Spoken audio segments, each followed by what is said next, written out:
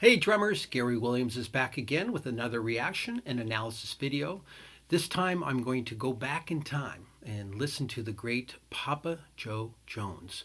He's going to be performing a solo here that we're going to check out. So let's take a look at the famous and great Papa Joe Jones.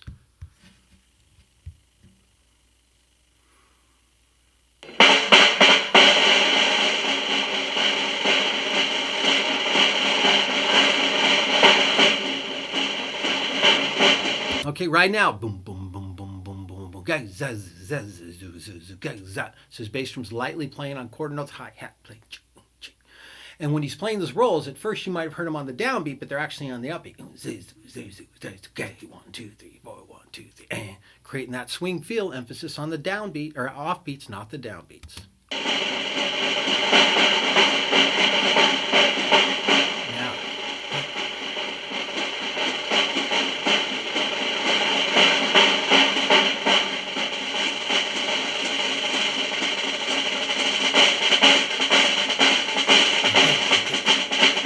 Always like to smile.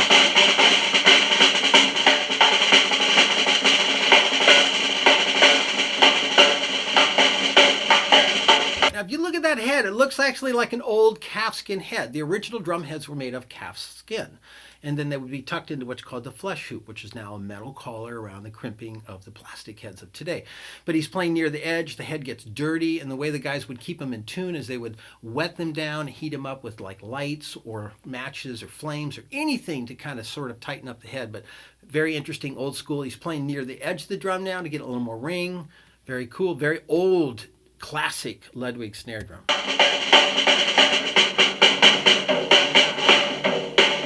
Knows the left floor tom.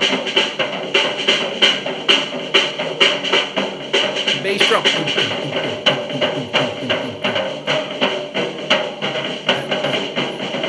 A lot of double stops or unisons.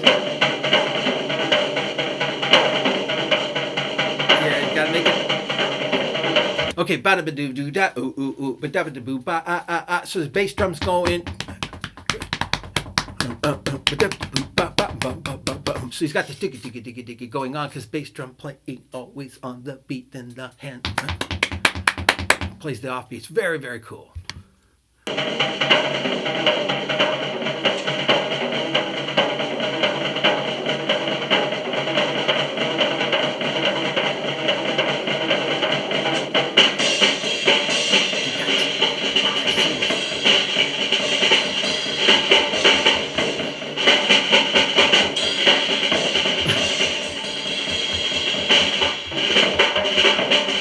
Oh!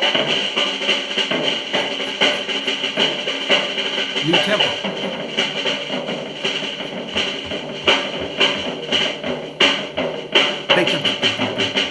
If you look at his foot, you can see his leg. Very common in solo themes. Buddy Rich would do this, a shift in tempo, playing in one kind of feel, very musical, playing phrases, repeating themselves, orchestrating the ideas, doing some different kinds of things with textures like cymbals and drums. And now he's doing this double time thing and his foot's constantly going like they did in those days.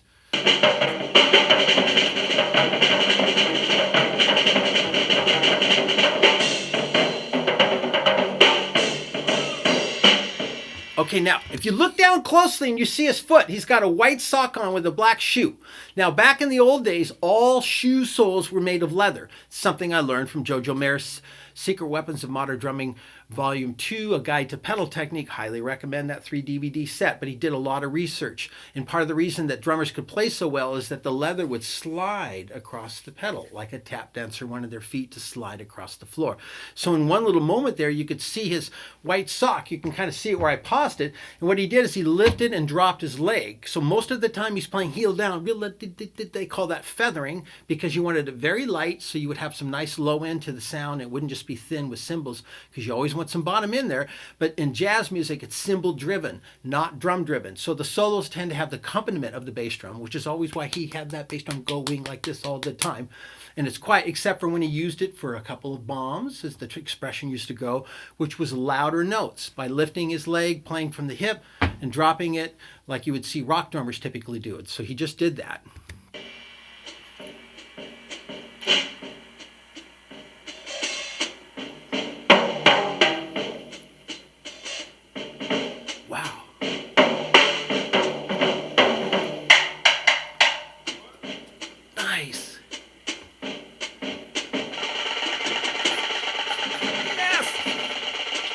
See how he's doing that? It's between the stick and the head. Call and response between the bass drum and hi-hat.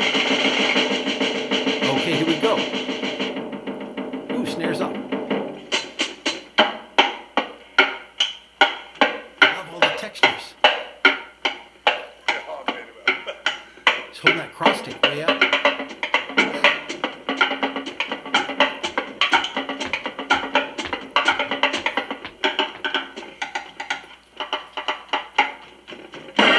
Now right there, I know it was small, but when he pushes down on the stick, he can make it dead. He can actually create and lower the pitch by how much pressure. Part of it's the head bending, but it's really how he's muting the stick. Cool stuff with the stick. I love the snares off, giving the drums a little more tribal sound. Oh, yeah, very much a club atmosphere. So now the band's back in. There it is.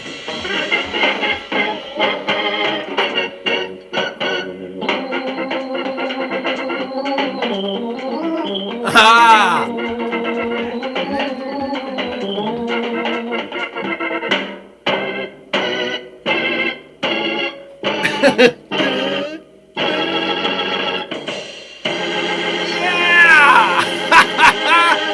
Look at the hi-hat. See? Cymbals. Right hand was on the ride. Left hand on the hi-hat.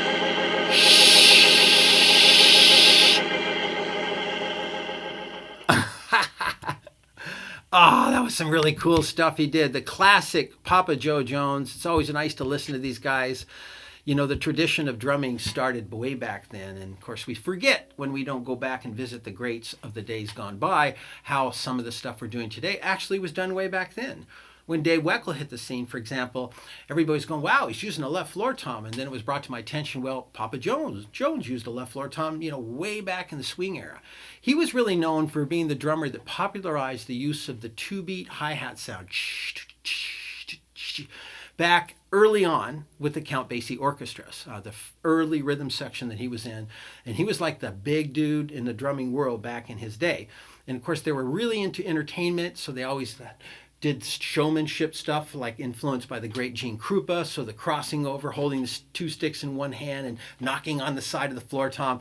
A lot of Latin drummers would play on the shell of the floor tom. The great Ignacio Barrero, and I'll do a video on him. He's a great Latin drummer that played with Dizzy Gillespie. Wrote a great book, has a great video out on Afro-Cuban drumming. Highly recommend it if you're into that. But they would play this pattern on the side of the timbales. It's called cascara. Cascara means shell. And they would use the floor tom shell to create that sort of a wooden sort of temple block, wood block. It's really just the sound of a shell of a drum. So that's kind of what you heard there, a little reminiscent to that. So great stuff between the bass drum and the hi-hat, always thinking in phrases, always thinking musically, always repeats himself, has variations. Basically, he's a musician playing the drums. And at the very end there, when I talked about hitting the cymbals, but he didn't really have a whole lot of drums like you would hear in rock music, because again, jazz music is cymbal driven.